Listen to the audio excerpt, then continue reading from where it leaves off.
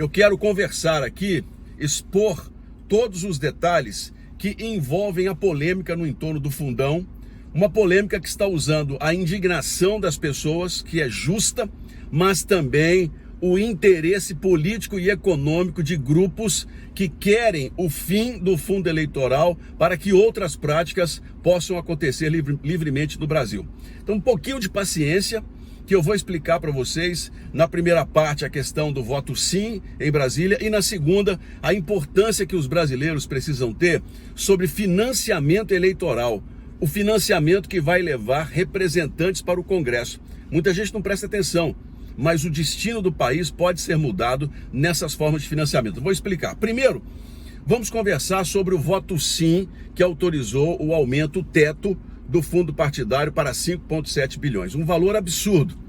Essa decisão veio da Câmara dos Deputados, dentro da chamada LDO, da Lei de Diretrizes Orçamentárias. E veio de uma maneira tal que não poderia ser retirado ou destacado no Senado. Ou seja, se a gente pudesse separar, a gente chamava a votação e derrubava, mas não teve como.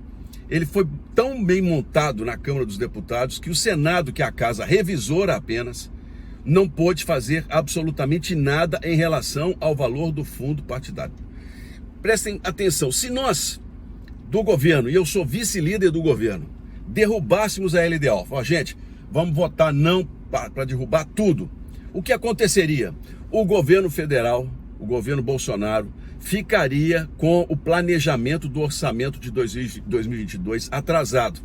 Porque depois da LDO, ainda tem o orçamento em si para ser votado.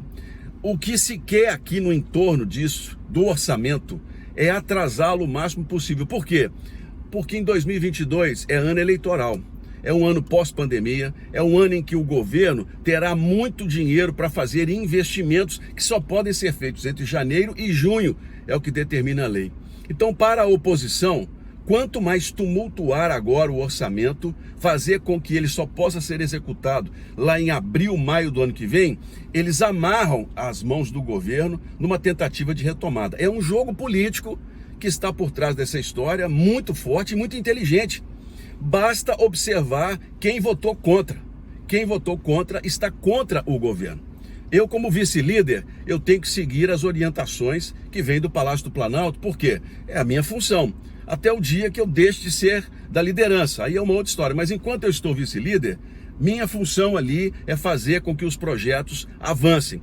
E nós analisamos, juntamente com a Casa Civil, os líderes todos, que seria muito melhor o voto sim, aprovar 99% da LDO, dar ao governo a possibilidade de se planejar para 2022, retirar essa questão da oposição, e esse 1%, que é o valor do fundão, o presidente Jair Bolsonaro pode vetar ou negociar com os partidos um valor menor. Então essa estratégia que veio da oposição para derrubar o orçamento, nós infelizmente tivemos que manter o que estava lá para poder garantir que tudo seja feito agora no segundo semestre e no ano que vem dentro da lei. Essa é a verdade. Prestem bem atenção. Existem duas maneiras de se financiar campanhas no Brasil. A primeira delas, na iniciativa privada, que já não tem uma experiência muito boa em nosso país. Lava Jato, corrupção, trabalhos em estatais. A maioria daquele dinheiro desviado lá na época do PT, aos olhos de todo mundo que estava no governo, foi usado para enriquecer líderes políticos partidários e para as campanhas políticas. Então, essa história de dinheiro privado para financiar a campanha política, nós temos que tomar o maior cuidado com ela. Porque, naturalmente, quem vai financiar vai ter os seus interesses nas decisões dos parlamentares. Vou dar um exemplo. Hoje, o país permite as doações individuais.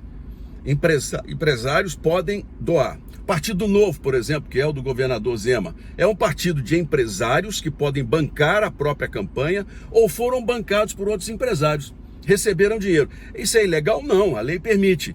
Por isso, é importante você prestar atenção no financiamento de campanha.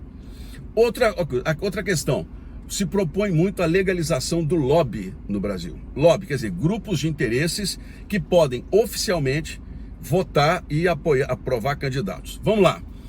Um lobby que está muito forte no Brasil, que vocês já perceberam, o lobby das armas.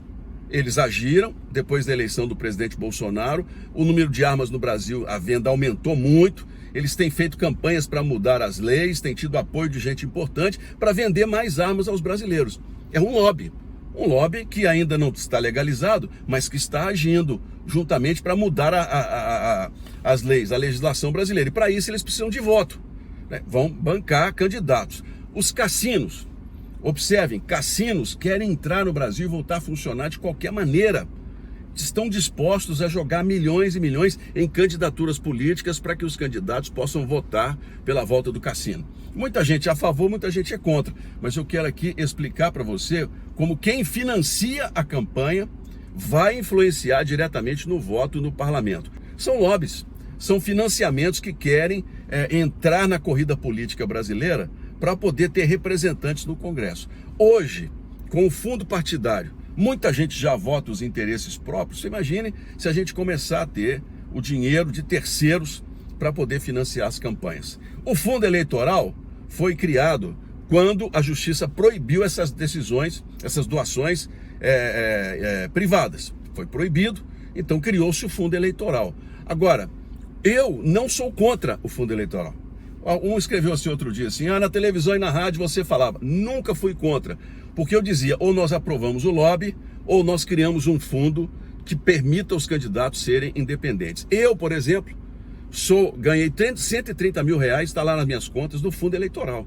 Esse dinheiro me garantiu fazer uma campanha e me garante hoje ser independente o suficiente para não votar interesse de estrangeiros, interesses de empresas, nada.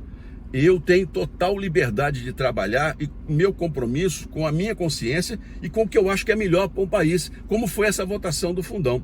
Mas eu não concordo com o valor de 5,7 bilhões, acho altíssimo, acho um exagero. Ele é um teto, um máximo.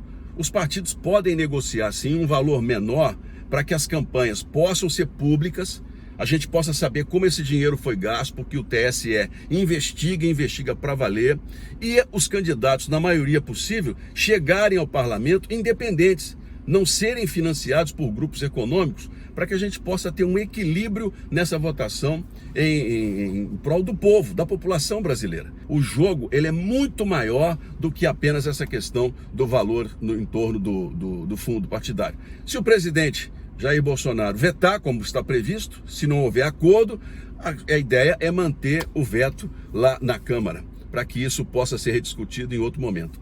Deus abençoe, meu muito obrigado, né, a todos vocês, e todas as vezes que tiver, eu vou dar uma palavra sobre uma polêmica como essa, eu vou dar uma palavra sobre isso, tentando explicar, tentando me posicionar, porque a minha decisão foi tomada com muita consciência e tenho certeza, com a consciência de que eu votei para garantir ao governo, o ano que vem, a capacidade de investir, de ter contas em dia, num ano pós-pandemia, num ano de crescimento para os brasileiros. Se nós amarrássemos as mãos do governo, a nossa confusão, essa CPI, essas coisas, aí ganhariam mais força e nós teríamos um 2022 difícil como estamos tendo esse ano de 2021. Mas tenham confiança, nós estamos trabalhando bastante aqui por Minas Gerais e para ver se a gente melhora. Às vezes a gente tem que parar um passo ali de lado, um passo ruim, mas sempre pensando em avançar, nunca retroceder. Deus abençoe a todos. Muito obrigado.